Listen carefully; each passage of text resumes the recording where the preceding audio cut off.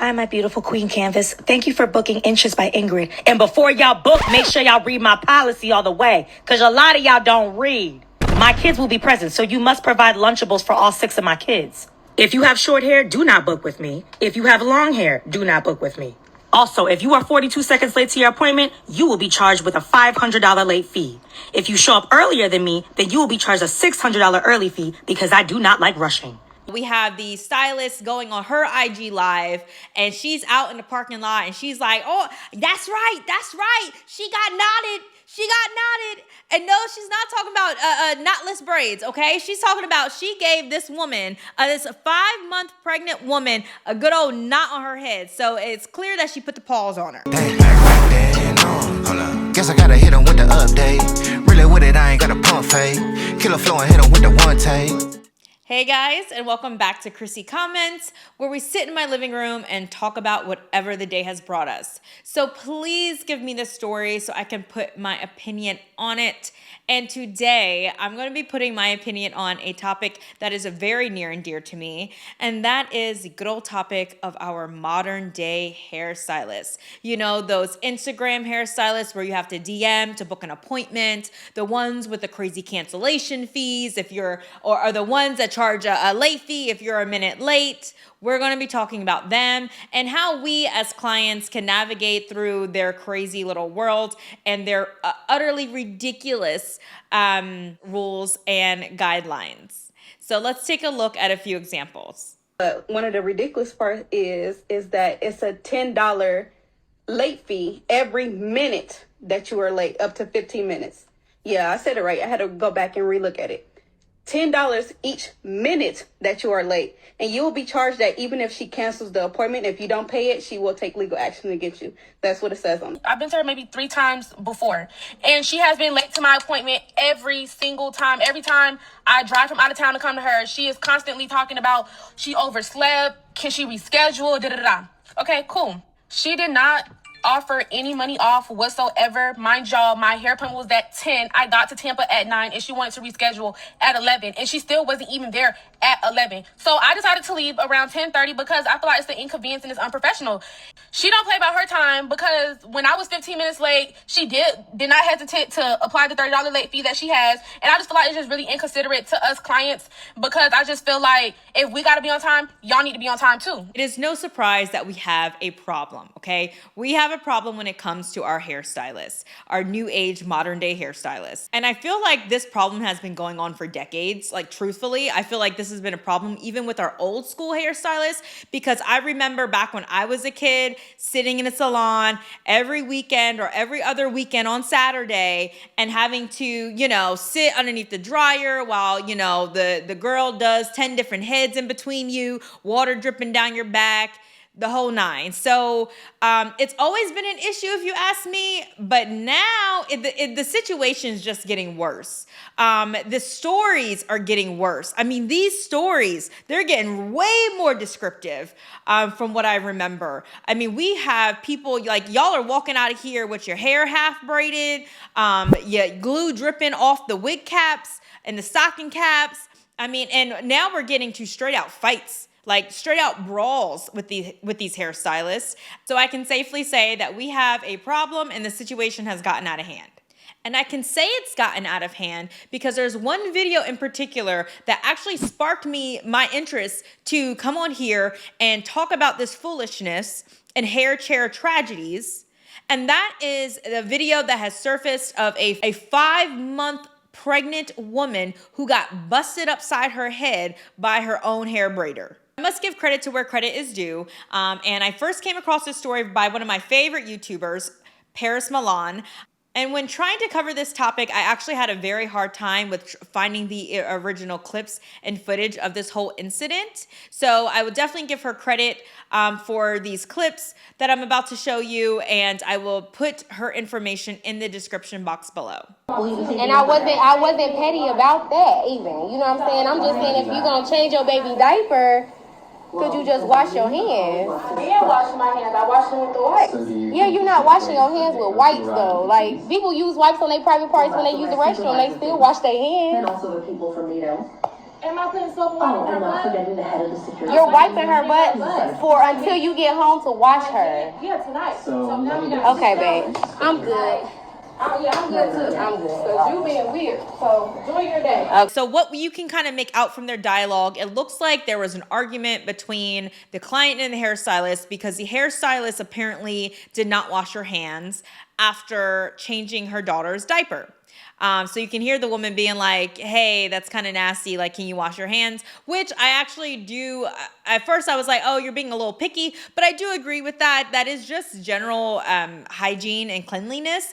And I think, you know, someone's going to be in your head. Like if you were just touching urine or feces from your child by changing their pamper, you definitely should go wash your hands. So the client was definitely well within her means to request that of the hairstylist. So you hear them go back and forth, and you hear the client just in general terms be like, you know what, I'm good, I'm out of here. And the hairstylist is like, yeah, you can go. However, she requests the client to pay for the services that have been rendered thus far. So like I said, she got about a quarter of the way through the back of the braids. And so apparently she requested the client to pay $50 in addition to a $30 deposit that she already had for the work that she had done thus far. Have any cash for you? Send me my money on Cash App and I'll let you go. All right, I'm about to call the police. Send me my money and I'll let you I'm about to. I have that. So now you're threatening me. To cut your braids out. Now you're threatening me, and you're pointing this. Not you're pointing these scissors at me. I'm not pointing scissors. You're pointing these scissors at me. Give me my money. You're pointing these scissors at me. The weirdest. You're pointing these scissors at me. I would have been beat. Look at this. Look at this. You got your scissors right here. I do. You really got your, and you got scissors all in your hand. Go sit down. Go sit down. You really got. And the saddest thing is that you see her child, it looks like her toddler is clinging on to her pants because she's like, you know, she sees her mom is now in an altercation. She's clearly scared. And honestly, when I saw this video, the first thing I thought of was, I should have saved this lady for my Trash Moms Part 2, because why is this lady trying to fight somebody, a client of all things, in front of her toddler? This girl is threatening me. No, ain't nobody threatening her. She owe me money. She owe me money. Said she wanted to leave, so now you leaving, so pay me my bye. That's why I didn't get finished. So like I said, either somebody come get my daughter because I'm about to drag this bitch, or she gonna get my money. Somebody pull up and get my daughter. I swear to God, somebody pull up and get my daughter. So going further into the footage, the camera falls, you hear a scuffle, you clearly can tell that there is a physical tussle between the two, and then the next thing we know, we have the stylist going on her IG Live, and she's out in the parking lot, and she's like, oh, that's right, she got knotted. And no, she's not talking about knotless braids, okay? She's talking about she gave this woman, this 5-month pregnant woman, a good old knot on her head. So it's clear that she put the paws on her. Knotted, tooted and booted, knotted. You wanna play with somebody? Oh, knotted. Oh, not today. Oh, not today. If I'm gonna go to jail, I'll make it worth it. Somebody come get my daughter. Somebody come get my daughter. I swear to God, I'm about to kill this child. Okay. I'll make it work. She just put her hands on me. This just jumped the fuck out of me. I am 5 months pregnant. And this is crazy. This would not let me leave, bruh. And so the hairstylist was like, oh, well, you know, she basically was saying that the client tried to hit her first and that she didn't know she was pregnant. Sure. Clearly, it doesn't matter whether that hairstylist knew she was pregnant or not. For this woman to sit there and fight in front of her toddler over some box braids, she clearly, if she don't care about her kid, she don't care about that 5-month pregnant lady. That's for sure. I mean, like, seriously, this debacle was absolutely appalling. It was low-key funny, and I'm not trying to laugh at, like, this woman or anyone being in harm, but it was like, oh my gosh, like, we have really gotten to this point. We have gotten to the point where we have to put our dukes up. You know, we got to put the paws on our hairstylists or fight them back. You know, like, that's crazy. What I can say off the bat is that nothing is that serious. Nothing is that serious. And I say that both for both parties on each side. You as a hairstylist, let's say you do hair, or you as a client who has booked a service, there's nothing, hair is not that serious for you to, one, get physical with somebody, or to want to get physical with someone over money, all right? I'm sorry, hairstylists, but it does fall on you because it's your business, and sometimes you may have to take the L, okay? So your number one job is to, one, do our hair, and do a good job at our hair. Like, we want a quality product. So your job is to give us, one, a quality product, and then two, great customer service. So if your client is telling you that they've received neither one or neither two of those things, then yeah, that is on you as a business owner to unfortunately take the L, and you may have to render money back to that person for services that they were not satisfied with or that they were not happy with. That is a part of being a business owner. Sometimes you do take a loss. And on the flip side, us as clients who are getting your hair done, okay, this is why you got to be careful of who you book your services with, and then also who you give your money to, okay? So first things first with booking a service, all right, I'm not going to be fighting nobody over cash. All these hairstylists that just want to take cash only, I understand why. They don't want the tax man coming for them. I get it. But you know what? I got to pay taxes. You do too. Sorry. So if they are asking for a deposit where it's, through a Cash App or Apple Pay, no. It needs to be through an actual a payment portal off of a website. That way, you as a client can protect yourself. So if something like this does happen, before you even get to the point of where you think, oh my gosh, this might get physical because you're fighting over money right now. No, we're not going to put ourselves in danger at all. Our lives are way too valuable for that, okay? At the end of the day, it's hair. I know it sucks. You're going to have to go somewhere else to get your hair done. But your life and your physical safety is way more important. So in order to avoid such extreme confrontation like that, it's called proper channels where you can dispute whatever payment you made for those services with your banking institution. So I'm about to show you guys a video of this one girl who is giving her account of her hairstylist horror story.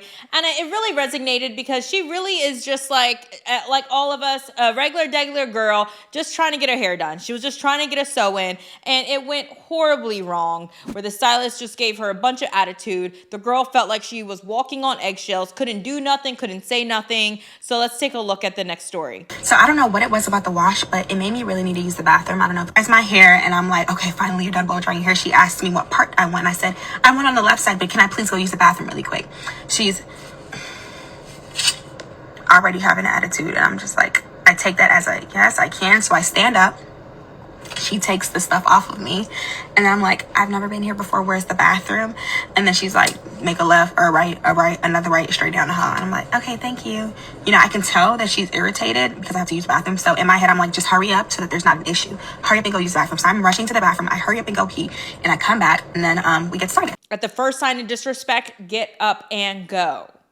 You're not going to sit up here and have somebody huff and puff that, oh, can I use the bathroom? Oh. What? I'm grown. I'm using the bathroom. Once again, I'm not a child. Why do y'all think that we are children? We are grown. I need to use the bathroom. And one, I'm not asking permission. I'm asking permission as a courtesy. I'm telling you, I'm going to take a piss, whether it be in this chair or in the toilet. You pick. So we're sitting there. She's doing my hair, and she starts braiding my hair. She's braiding tight. It feels like she's like plucking my hair out of my scalp, like she's braiding tight. I'm like, Lizzie, don't say anything because she's going to think that you're complaining again. Like, just don't say anything. So I'm sitting there going through the pain. So she starts to do the last bundle, and that's going towards like my perimeter. So she's still doing the same tugging. And I don't know if she's like using attitude to do my hair at this point, but she's tugging so crazy. Like, it's like pulling my scalp. So I'm holding it down as she's like sewing so that it's not pulling too much, because that's how you lose your edges. That's how you lose your hair. Like, as a hairstylist, like, what is wrong with you? Like, that's almost like a safety hazard when it comes to hair. Like, why are you doing that? So I guess she has to come back around. She's like, excuse me, because I'm like in the way because I'm holding the hair. And I'm like, it hurts. Like, it really hurts. Like, you're just tugging it. And I feel like you just have no regard for my hair right, like for my pain right now. Okay. And she was like, see, this is why I should have canceled your appointment in the first place. And I was like, yeah, I should never book with you. And she was like, I wish you didn't either. Like, this is exchanges that are happening between me and her in her chair while she's sewing my hair. I I would be disingenuous if I didn't say that I sat through appointments and the girl's just pulling at my hair, sewing, tugging at my hair. Like, I've had that. I really have. And, you know, I understand when you're just like, okay, let me just take it, whatever, you know, it'll loosen up. No, if you're paying money, remember, you are the client. You have the power. You got the money. You're not going to sit up here with a tight ass head being uncomfortable for the next few days because this person didn't want to listen that's doing your hair behind you. If it's tight, I said it's tight. Let's not normalize sitting through painful hair sessions. No, it's tight, redo it. No, it's tight, redo it. No, it's tight, redo it. Like, that's how we got to start getting. We got to start getting that mindset. And if they don't want to redo it, all right, see you later. I'll go and put it in a bun. I'll go get some Eco Styler gel and put my bun up. Okay. They'll loosen up. They will. You know, so that's a pledge that I'm making, that my next appointments, I will no longer sit through tight braids, tight sew-ins. I'm not doing it. No. I mean, I don't really go to hairstylists that much anyway, but you know, when I do, nope. Stand your ground. Don't be afraid, you as a customer, to stand your ground. And another thing, we need to learn to take our power back. You know, because money, that's what talks. That is our power. Is our money. Don't be afraid to say, you know what? I ain't paying for this. Don't be afraid to get up out that chair, especially at the first signs of disrespect. You know, if you feel that if you're trying to text the stylist back and forth and ask for an address or ask how a deposit is made, this, that, and the third, and they're just giving you the runaround or they're being short or you're feeling a little weary about your interaction with them, it's over. Do not proceed with that appointment. And that's the issue, because these stylists are acting the way they do because we still proceed with that appointment because we're so desperate to get our hair done. They know that. So that's why they sit there and talk to us all greasy. No. You're not going to bully me before I sit in that chair. You're not going to bully me before I sit in that chair. And you're not going to bully me when I'm in that chair. Because it's my money. I'm taking my money back. And that's what we need to learn to do. That is the power that we hold. Yeah, they hold the scissors. They hold that curling iron. They hold that glue. We hold the money.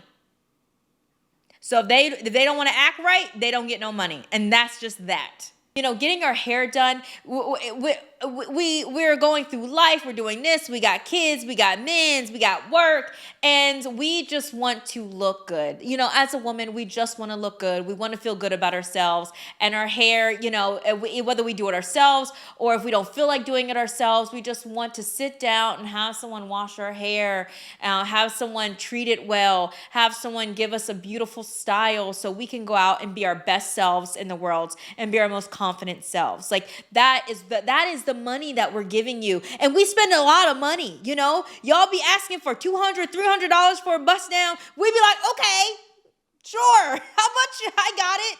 You know, so it's like we're giving a lot of money for this, man. And we just want some peace. We don't want our backs wet, you know. We don't want our hair fried up. We don't want no lip, no mouth from you. I just want to sit in the chair and get a beautiful hairstyle so I can feel better about myself, so I can present myself to the world. That's it. So once again, thank you all for listening to me rant and rave about this topic, and I will see you all on the next video.